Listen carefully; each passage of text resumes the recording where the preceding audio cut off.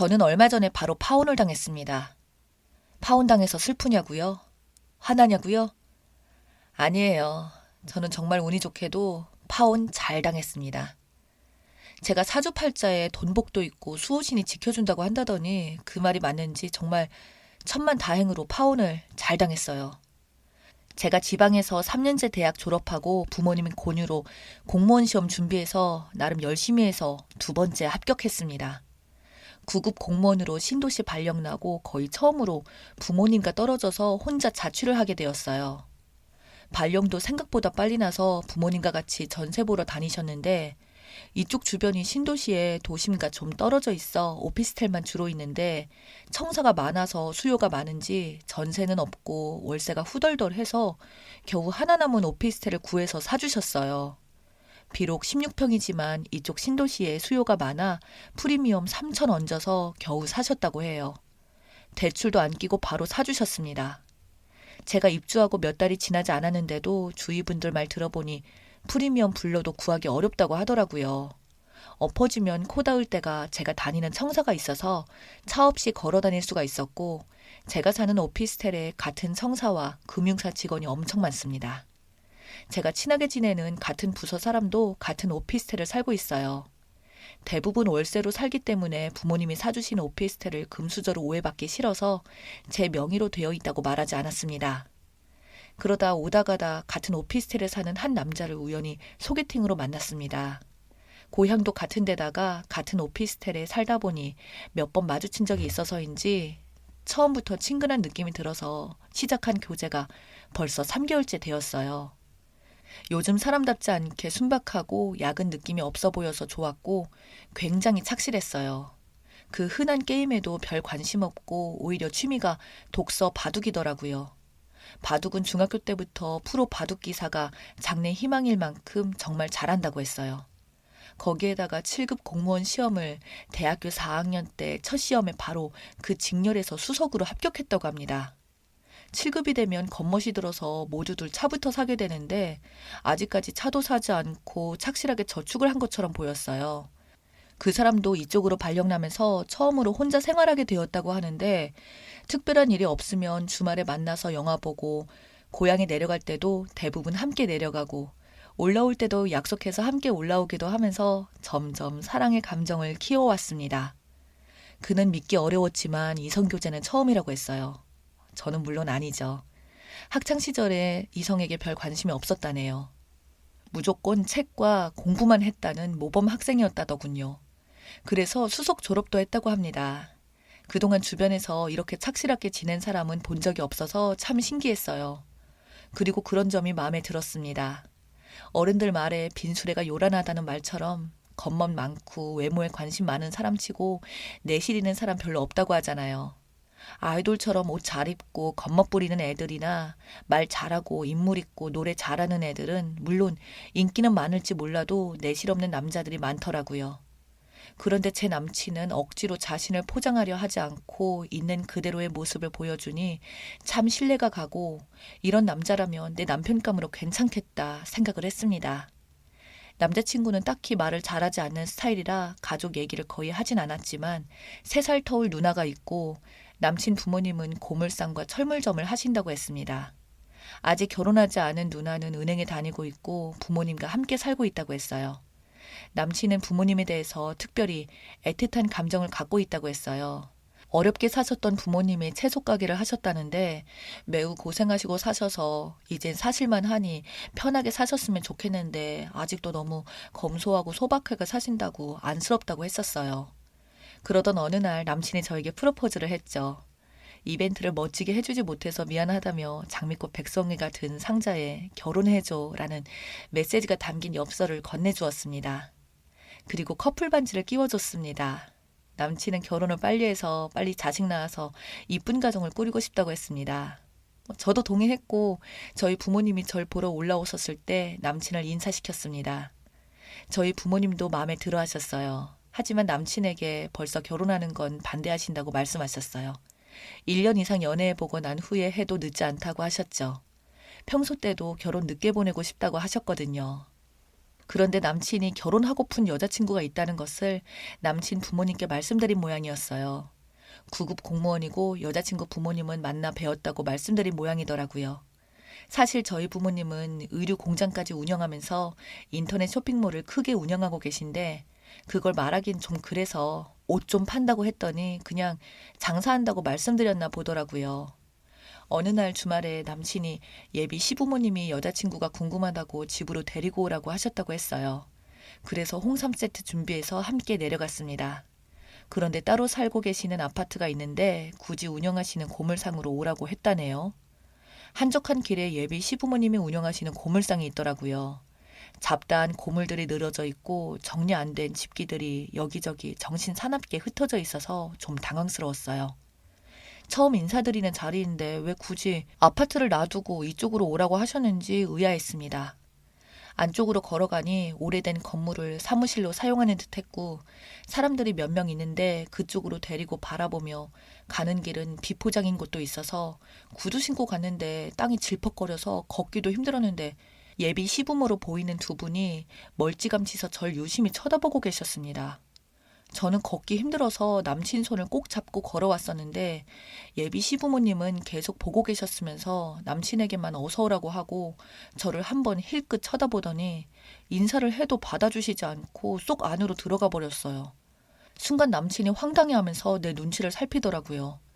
예비 시부모님이 두 분 다 그러시니까 제가 몸둘 바를 모르겠다고요. 예비 시모가 굉장히 못마땅한 얼굴로 저를 아래 위로 처음 훑어보시는데 기절초풍하는 줄 알았습니다. 그리고 말씀도 없이 남친에게만 배고프지 않냐고 하면서 삼겹살 구워 먹자고 하시는 거예요.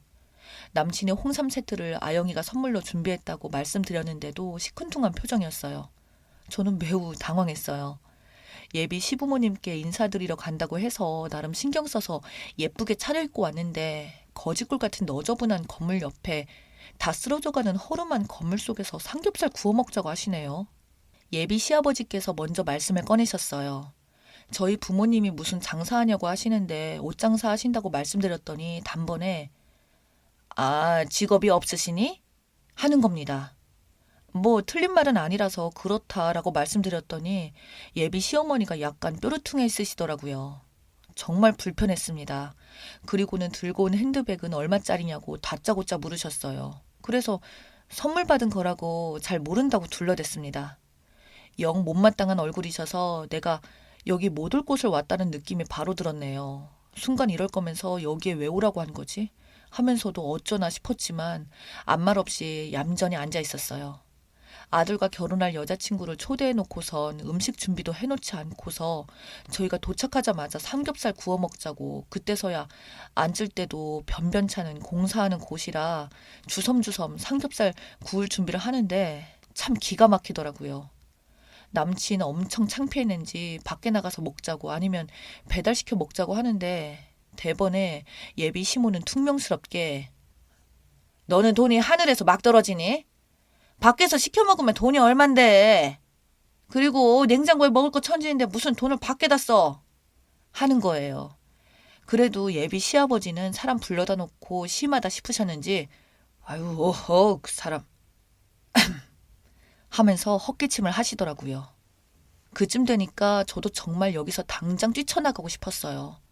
주섬주섬 딱 봐도 고기판에 불판을 놓고 고기를 굽기 시작하는데 저는 손 하나 까딱하지 않고 지켜보고 있었어요. 남친이 고기를 구워서 저를 먼저 주니까 남친에게서 고기 집게를 뺐더니 너나 잘 먹어 하시는 겁니다.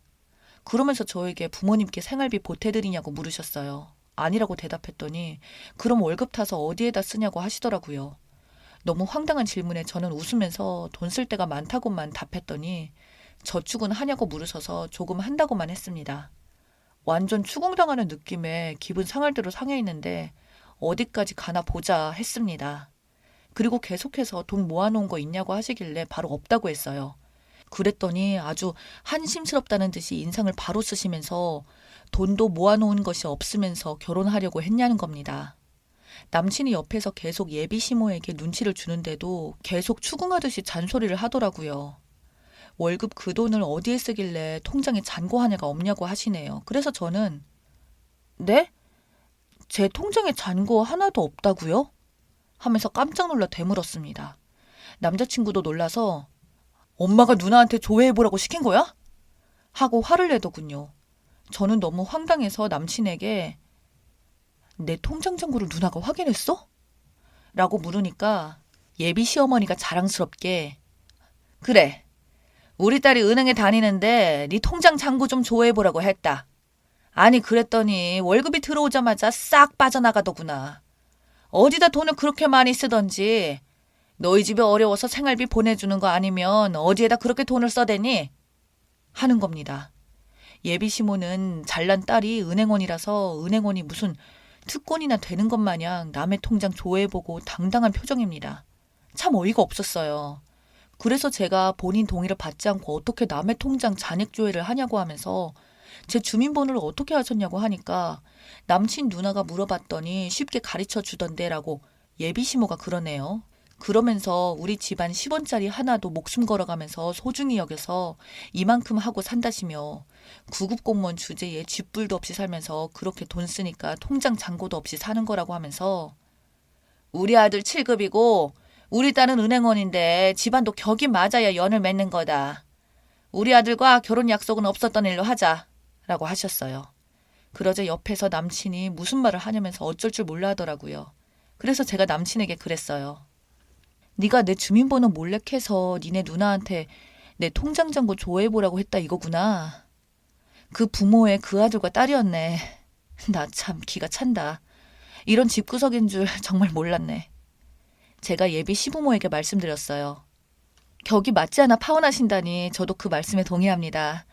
저희 집안은 10원짜리 하나에도 목숨 걸 만큼 찢어지게 가난하지도 않고요. 저희 부모님 제 오피스텔도 대출 없이 사주신 만큼 재력가시고요. 모으신 돈이 넘쳐나서 해마다 부동산과 주식에 투자하시는데 제 명의로 지금 살고 있는 오피스텔을 포함해서 세 채를 해주셨습니다. 제가 그동안 금수저 소리 듣기 싫어서 자랑 안 한 것뿐이고요.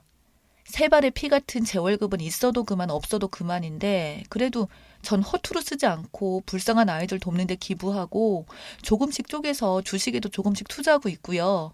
다른 은행 저축 상품에 저축도 하고 그 작은 월급으로도 충분히 값지게 쓰고 있으니 비난받을 일이 없을 거예요. 솔직히 구급 공무원 어느 정도 하다가 부모님이 운영하시는 의류공장과 인터넷 쇼핑몰 사업체를 물려받을 거고요. 그 자산 규모는 여기 고물상 수십 개를 합친다 해도 비교가 안 되니 저와 맞지 않는다는 말씀이었습니다. 그리고 감히 동의를 구하지 않고 통장 잔액 조회를 하신 행동은 금융감독원에 저의 정보를 요구함으로써 불법적으로 제 정보를 조회한 부분은 법적 조치를 취할 겁니다. 이 부분은 저희 부모님 회사에 있는 법률 자문팀과 상의해서 처리할 겁니다.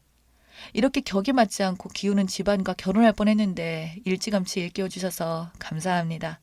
그리고 남친에게 반지를 빼주면서 큰일 날 뻔했네. 이런 거지 같은 집안인 걸 감쪽같이 잘도 속였어. 나한테 다신 연락하지 마. 하고 나왔습니다. 제 명의로 부동산 세 채가 있다는 말에 눈이 휘둥그레진 남친 부모들 보니 출신이 거지 집안이란 생각이 들어서 바로 나오려고 했어요. 아무튼 그런 집구석인 걸 빨리 알게 해준 남친 부모들 덕분에 파혼해서 정말 다행이네요.